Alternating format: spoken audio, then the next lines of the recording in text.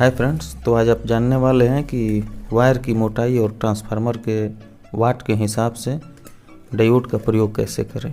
तो आइए देखते हैं। आप लोग वायर के हिसाब से डायोड का प्रयोग करना आज सीखने वाले हैं, तो इस वीडियो को पूरा देखिएगा तभी समझ पाएंगे। क्योंकि ट्रांसफार्मर में जितने भी वायर का प्रयोग होता है इसी के हिसाब से हमें डायोड और ब्रिज रेक्टिफायर का प्रयोग करना होगा। ऐसा नहीं कि पतला वायर है और इतना बड़ा डायोड अपने लगा दिया, ब्रिज रेक्टिफायर लगा दिया। वायर के हिसाब से प्रयोग करेंगे तो एम्पियर भी अच्छा मिलेगा और पैसा की भी बचत होगा। तो चलिए सबसे पहले मैं आपको दिखा दूं, थोड़ा जूम करके दिखा देता हूं। सभी वायर जितने भी ट्रांसफार्मर में एम्पलीफायर के लिए उपलब्ध होते हैं, देखिए ये है 12 नंबर वायर। इससे ज़्यादा मोटा वायर यूज नहीं होता किसी भी एम्पलीफायर में, चाहे वो 1500 वाट हो, 2000 वाट हो या 150 वाट हो, 100 वाट हो, कितना भी हो। इससे हाई फाई वायर नहीं यूज होता है, क्योंकि इसको झेलने के लिए जितना ये एम्पियर देगा, इसको झेलने के लिए डायोड का यूज नहीं हो पाएगा, क्योंकि अब इससे बड़ा साइज हो पाएगा ब्रिज रेक्टिफायर। तो सबसे पहले मैं बता दूं, यहाँ मान लीजिए कि 100 वाट एम्पलीफायर है, ठीक है। तो 100 वाट में 2 मॉडल का वायर यूज होता है। पहला होता है 17 नंबर वायर और ये फर्स्ट हो गया, और सेकंड होता है 18 नंबर वायर।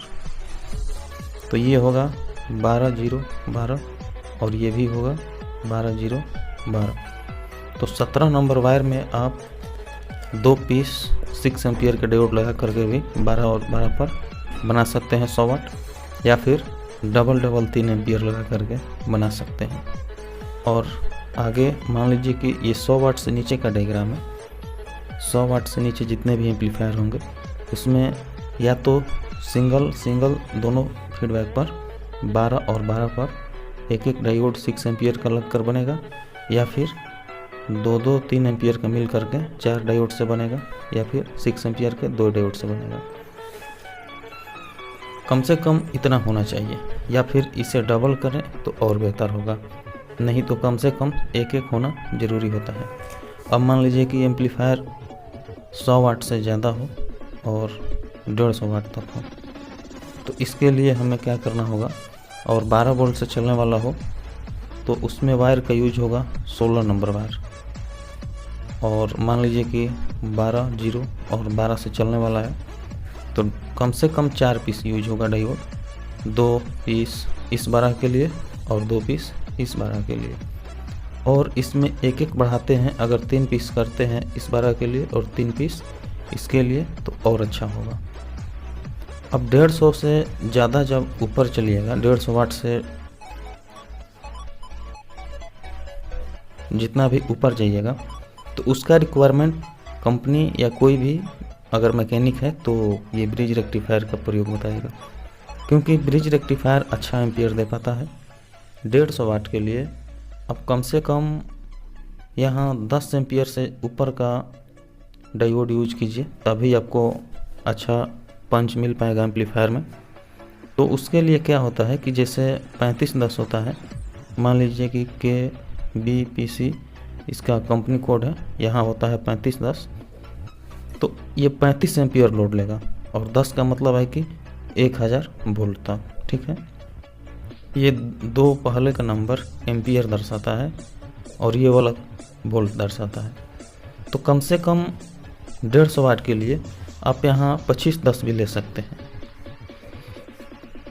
KBPC 2510 भी ले सकते हैं, वो भी काम कर जाएगा, या 3510 लगाइए, बेस्ट काम करेगा।